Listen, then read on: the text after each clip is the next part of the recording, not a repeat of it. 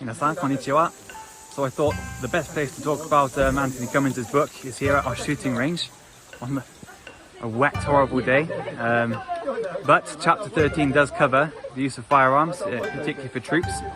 So I thought, well, let's have a look at some of the troops in action and talk about the particular points in that book. I thought it was pretty well written, pretty good. There's a few points I want to bring up. I look forward to bringing the rest of it.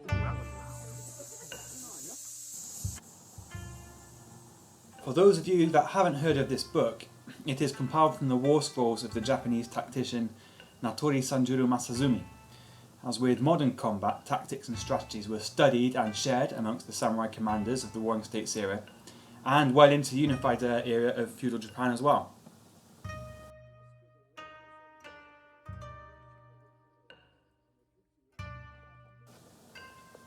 I think most people with more than a casual interest in samurai Japan realise that the firearms of the period were used in substantial numbers, especially after battles at places like Uedahara and Nagashino, where effective gunnery was a serious component of the battle strategy.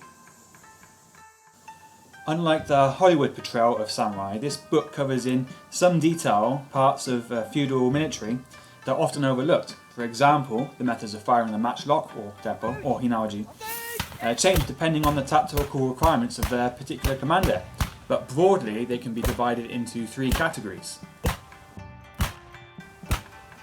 Dainen is when every gunner fires at once, and that releases a large weight of lead in one volley. Shonen requires the gunners to fire in sequence, which creates a more sustained type of fire, and it's done under the direction of the gun captain or the samurai. And then finally, rotating fire, like in this video, creates a sustained shooting tactic as well, but with less guns firing. However, this can be kept up until either the ammunition is depleted or the barrels become too hot to use.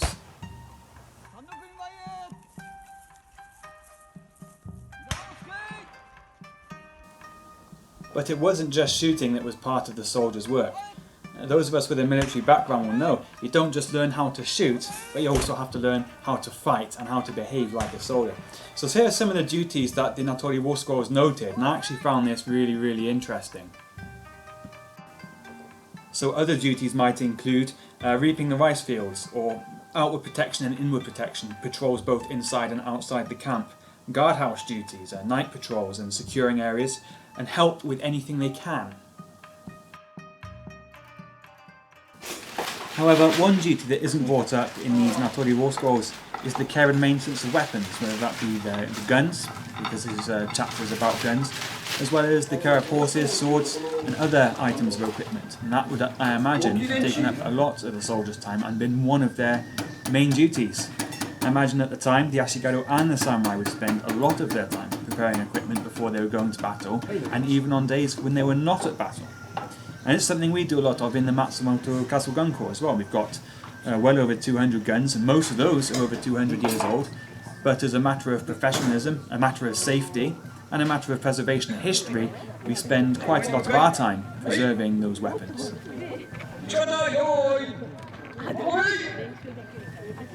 But of course this all goes up to the strategy that the commander would have put in place. Strong, disciplined and effective teppo units would be a great asset to any general. And that's really what this book is about. It's about the strategy of war and the management of assets. So thanks to Anthony for letting me go through chapter 13. I hope you enjoyed this brief summary of what I read. And like I said already, I think it's a really enjoyable and well put together book.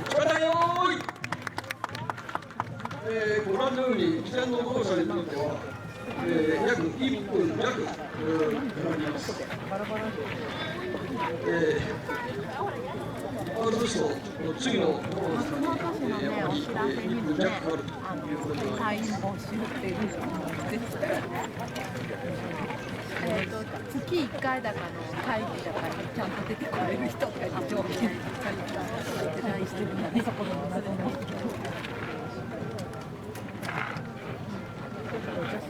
よっしゃい。